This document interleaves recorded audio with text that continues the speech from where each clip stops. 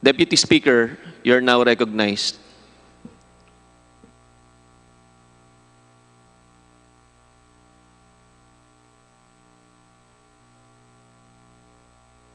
Meron po akong pin-repair na konti ring slide. Sana po maipakita muna bago ako magpatuloy. Pwede po, Deputy Speaker Marcoleta. Law, ibig sabihin batas. So kaya ginawa ang batas sa isang democratic country na kung nasaan tayo ngayon is para maging pantay-pantay ang lahat ng tao. Sa classroom may batas, bawal lumabas o bawal lumabas. Pero pag sinabing pag nag-comply ka na bawal lumabas, pero may ginawa ka sa pinagbabawal nila, inayos mo yung law ng classroom nyo at sinabmit mo ulit, ay pwede nang pala ikaw lumabas. Mr. Speaker, No. my distinguished colleagues, hindi po nag-comply sa batas ang ABS-CBN, kaya hindi po sila pwedeng lumabas at magpalabas. Those opposing the franchise application of ABS-CBN will show with clear and convincing evidence that ABS-CBN did not comply with the terms and conditions of its franchise, as well as our laws and the Constitution. In fact, they will show in the succeeding hearings of the Committee on Legislative Franchises that ABS-CBN deliberately and with impunity violated the conditions of its legislative franchise and more so of our laws and the Constitution. Matagal na po kasi ang mga aligasyong ito. Hindi mamatay-matay, lumulutang sa internet, nasa labi ng mga Pilipino. Hindi seryosong binigyan ng pansin. Bakit po? Tikom ang bibig ng may kakayahang magsiwalat nito dahil takot sa maimpluwensyang network na kayang sirain ng tao, kandidato man o hindi. Salamat at ganap na nanindigan si Speaker Alan Peter Cayetano at hindi inalintana ang mga tuligsa sa kanya at pinayagan niya na magkaroon ng patas, bukas at malawak ang pagdinig sa mga aligasyong ito katulad ng nagaganap sa araw na ito. Ang banggit nga po sa John 8:32 ay ganito, "And you will know the truth, and the truth will set you free." Violation of the Constitution. Number 1, franchise is longer than 50 years. Hindi na po dapat payagan itong pagre-renew ng prangkisa ng ABS-CBN. Dapat na pong isara ang pinto para sa kanila. Bakit po? Because the ABS-CBN has been using the airwaves for more than 50 years. 53 years today, to be exact. Our Constitution says that Congress can grant a franchise of up to 50 years only. Taong 1957, nang makuha ni Don Eugenio Lopez Sr., may-ari ng Chronicle Broadcasting Network o CBN, ang Alto Broadcasting System o ABS. Simula po noong 1967 ay naging ABS-CBN na po ang tawag dito dahil sa merger ng ABS at CBN. Kung susumahin po natin ang prangkisa nito simula noong 1967, ay 53 taon na po itong gumagamit ng airwaves magpahanggang ngayon. 63 years naman po kung susumahin natin mula po ng pagkakakuha ng CBN sa ABS noong 1957. The Committee on Legislative Franchises should not allow itself to be used by ABS-CBN to again circumvent the Constitution and violate the categorical 50-year limitation imposed on franchises. Hindi na po dapat buhayin muli ng Kongreso ang prangkisa ng ABS-CBN sapagkat ayon po sa ating saligang batas, ang buhay ng prangkisa ay hindi dapat lumampas ng 50 taon. EDSA Revolution. Siguro po may mangangatwiran at sasabihin ng ganito. Isinara naman nung martial law ang ABS-CBN. Di po ba? Dapat huwag bilangin ang panahon na yon. Tanggapin po natin sandali na isinara nga ang ABS-CBN simula Setyembre 23, 1972, pagkatapos na ideklara ang martial law. Pero hindi po ba nagbukas din ito agad matapos na ito ay mabawing muli ng pamilya Lopez noong EDSA Revolution? Hindi ba't kulang-kulang 13 taon din po ang namagitan na panahon? So let's assume that we subtract 13 years from the 63 years that ABS-CBN has been in operation starting 1957, when CBN acquired ABS. Hindi ba't 50 taon din po ang magiging resulta? Ibig pong sabihin, tapos na at paso na pa rin ang prangkisa ng ABS-CBN with or without martial law. Hindi ba't sobra-sobra pa rin ito at lalabag pa rin sa ating saligang batas? Naging palasak nga noong panahon ng martial law ang kantyaw na tama na, sobra na. Subalit ang mahalagang tanong po ng taong bayan na hindi pa nasasagot magpahanggang ngayon ay kung paano biglang nabawi ng mga Lopez ang ABS-CBN mula sa pag-aari ng gobyerno pagkatapos maitalaga ang Cory administration. Sinulatan po noon ni dating Senador Lorenzo Tanyada ang Presidential Commission on Good Government na isoli na sa mga Lopez ang ABS-CBN kahit may arbitration pang nagaganap sa pagitan ng pamahalaan at ABS-CBN.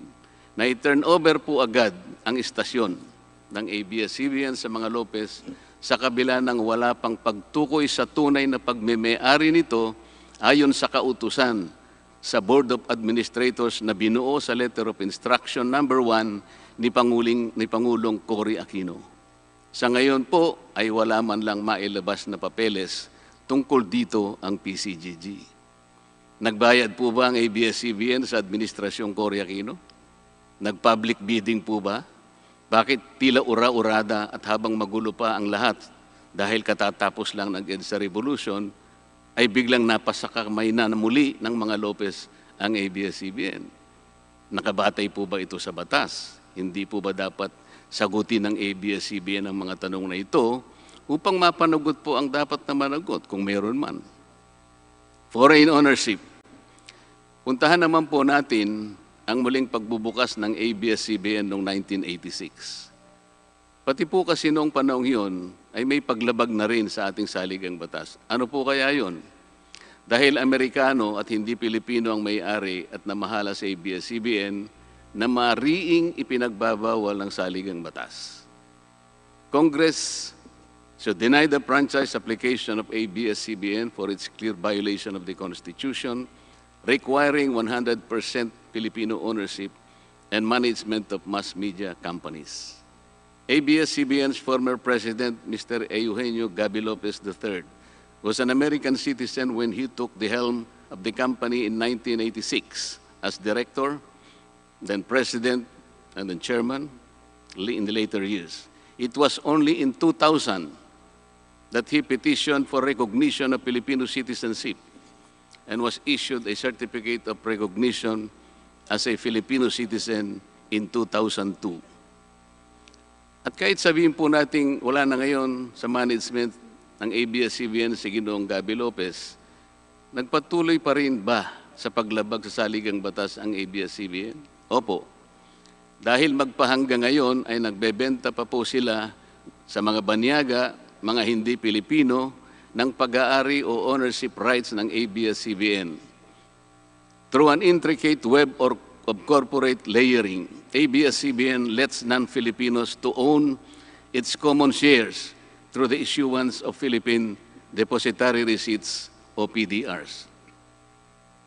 In September 1999, the ABS-CBN Holdings Corporation offered 132 million Philippine Depositary Receipts underlying the 132 million common shares of ABS-CBN.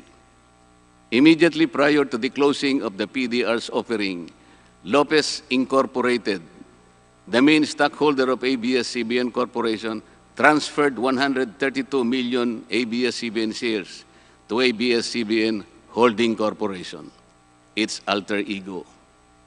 With the many rights afforded to the holders of these PDRs, most of whom, if not all, are foreigners, ABS-CBN Corporation virtually allowed these foreign holders beneficial ownership and potential voting rights. This is a circumvention of the strict foreign equity restriction imposed by the Constitution on mass media companies. Quite obviously, the ABS-CBN PDR instrument, a creative financial mechanism, is being used as a subterfuge to indirectly own the underlying ABS-CBN shares of stock. Violation of workers' rights under the Constitution. ABS-CBN violated the rights of its own workers. It denied them their just share in production as required by the Constitution. It committed unfair labor practices, which consequently denied its employees the benefits required by law to be provided to all employees. Isang halimbawa po dito ay ang asunto na isinampa ng halos 100 o mahigit sa 100 manggagawa ng ABS-CBN sa National Labor Relations Commission o NLRC dahil sa pagtanggal sa kanila dahil sila raw ay mga talents lamang at hindi mga regular na empleyado. Nanalo po ang mga manggagawa sa NLRC at maging sa Court of Appeals. Bakit hindi na lang nila sinunod ang hatol at umapila pa ang ABS-CBN sa Korte Suprema? Ito ba yung sinasabi po kanina sa opening salvo na ang pagmamahal sa kanilang kapamilya ay ganun na lamang? Mali naman po yata na sabihin ng ABS-CBN na lampas sa 11,000 ang mga empleyado nito dahil kung ito po ay masusi nating iimbestigahan, may 2,661 at isa lamang. 2,661 ang mga regular na empleyado nito. Ang karamihan po o mahigit na 8,500 na kawani ng ABS-CBN ay tinagurian nilang independent contractors or talents, project workers at contractuals lamang kahit na pang-regular na empleyo ang trabaho nila. Ayon po sa ating labor code, kapag pang-regular ang tungkulin ng isang manggagawa, dapat siyang gawing regular employee. Hindi dapat contractual.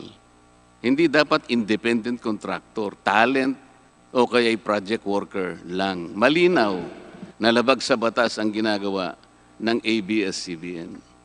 Sana ay ibalita rin po ito ng TV Patrol upang mabunyag ang libo-libong endo sa kanilang bakuran. ABS-CBN has not regularized its contractual workers and talents despite performing the functions of regular workers. It even forced some of its workers to sign employment contracts containing waiver of the right to regularization. And those who refuse were unceremoniously terminated from work. ABS-CBN has subcontracted most of its production work to subcontractor production companies, despite the fact that production is directly related to its core business. These production entities are paid minimally, whose workers obviously get lesser benefits and take-home pay compared to ABS-CBN's regular employees. And yet, the profit generated by ABS-CBN from its independent production companies appear greater than its expenses, especially those expenses that are even deductible for income tax purposes. Kung kaya't hindi po may kakaila sa publiko na napakarami ng labor cases na hinarap at haharapin pa ng ABS-CBN. Ang masaklap pa po dito ni hindi nagbibigay ng contribution ang ABS-CBN para sa benepisyo ng kanilang mga empleyado. Dahil po sa 2,661 lang ang regular employees nito, ang mga ito lang ang may benepisyo. Ang iba po na mahigit 8,500 na nagtatrabaho sa ABS-CBN ay wala po ni katiting na government-mandated benefits na natatanggap katulad ng SSS, PhilHealth o kaya Pag-ibig. Kanina po sa opening salvo, narinig po natin na ang kanila pong isinasangkalan ay yung kanila pong mga kawani, mga manggagawa. Ang kongreso pong ito ay nakikidalamhati. Nalulungkot din po. Bakit naman po hindi? Kung pwede po nating ipaghalimbawa, sandali lamang po, ang ABS-CBN sa isang jeepney driver. Alam po niya na wala siyang prangkisa. Nagsakay po siya ng napakaraming pasahero. Yung mga pasahero naman po, bago sumakay doon, hindi naman niya tatanungin sa driver, mamang driver, mamang chauffeur, kayo po ba ay may prangkisa? Yung rota po ba ninyo, pinapayagan yan? Wala pong nagtatanong na gano'n kasi mabilisan eh. Pare-pareho pong nagmamadali. Nung pong masita siya ng LTFRB, gagamitin po ba nung driver na yon o nung taxi driver na yon o yung bus operator na yon? Kawawa naman po yung pasahero namin kung patitigilin mo ngayon. Meron pong pupunta sa ospital, meron pong pupunta sa trabaho, meron pong pupunta sa eskwela. Napakarami pong gawain itong mga taong ito. Ito po ba ang ibibigay po ninyong halimbawa? Hindi po ba dapat kayo muna ang kauna-unahan na nag-isip ng kapakanan nila? Ilagay ninyo sa magandang kalagayan ang pagpapatupad ng prangkisa ninyo at wala pong malalagay sa alanganin. Huwag po ninyong isasangkalan ngayon ang inyong mga manggagawa at kani-kanilang pamilya. Hindi po ganun. Sasagutin po ninyong aligasyon na ito, hindi po sa pamamagitan ng emotional appeal. If this indeed the true house of the people, the Committee on Legislative Franchises must side with the poor workers of ABS-CBN in denying its franchise, justice to them will be finally served, although ironically, this will also entail some sacrifice on their part. Political bias. ABS-CBN has been biased and partisan in favor of particular candidates and against certain candidates during the 2010 and 2016 presidential elections, contrary to the terms of its franchise and in violation of the Omnibus Election Code. Hindi naman po lingid sa kalaman ng marami, kung hindi man lahat, kung paano naging pro-Noynoy Aquino ang ABS-CBN noong 2010 at pro-Grace po at Lenny Robredo naman noong 2016. It is also a matter of record that ABS-CBN failed to air some of President Duterte's political advertisements during the 2016 campaign period, despite receiving the payment for said political ads. Ang masakit po dito, kung hindi pa sila pinigilan ng korte sa pamamagitan ng isang TRO, ay nakahanda na palang ipalabas ng ABS-CBN sa bisperas mismo ng pagtatapos ng campaign period ng 2016 presidential elections. Ang mga anti-Duterte advertisements na binayaran ng isang dating senador. Sinadya ang timing para hindi bigyan ng pagkakataong makasagot pa si Mayor Duterte na noon ay kandidato bilang presidente. Mabuti na lamang at napahinuhod ng ang korte ng petisyon ni Speaker Alan Peter Cayetano na noon po ay Vice Presidential Candidate ni Pangulong Duterte at dagliang nag-issue ng TRO ang korte sa ABS-CBN. It is now a public knowledge that President Rodrigo Duterte and Speaker Alan Peter Cayetano expressed their disappointments over ABS-CBN's unfair reportings and meddling in previous elections. For those opposing the franchise application, hindi na po dapat payagan ng ABS-CBN na muling pakialaman ang politika sa ating bansa. Panahon na para ang taong bayan ang pumili ng mga namumuno na gusto nila at hindi ang napipisil ng ABS-CBN. Paalala lang po sa ABS-CBN, you are a broadcasting company, not a political kingmaker. Either you play ball or you play fair. Multiple channels in one franchise. Mga kababayan, inabuso po ng ABS-CBN ang kanilang prangkisa. Sa hindi nila may paliwanag na dahilan o maaari namang sinadya na gamitin ang kanyang prangkisa para sa isang channel lamang, pero gumamit pa ng ibang prangkisa ng telekomunikasyon na hindi naman pang broadcast upang mas kumita at makapagbenta sa pamamagitan ng maraming channels. ABS-CBN violated the terms and conditions of its franchise by offering its TV Plus boxes for a one-time fee but using the free-to-air signal authorized in the franchise granted by Congress at no cost to ABS-CBN. Tubong lugaw, ika nga. But this practice of ABS-CBN without permission from Congress or the National Telecommunication Commission is killing the cable industry, which depends on monthly-based subscription of its clientele. At bukod po sa pagbebenta ng TV Plus box sa publiko, sa Kapamilya Box Office Channel na nakapaloob dito, ay nagawa pang maningil ang ABS-CBN sa bawat pelikulang gustong mapanood ng publiko sa KBO Channel. Ibinenta na nga ang TV Plus box, ibinenta pa rin ang mga palabas na pwedeng mapanood sa TV Plus box. Dobleng tubong lugaw na po ito. Hindi po saklaw ang mga ito sa prangkisa na ipinagkaloob ng Kongreso sa ABS-CBN.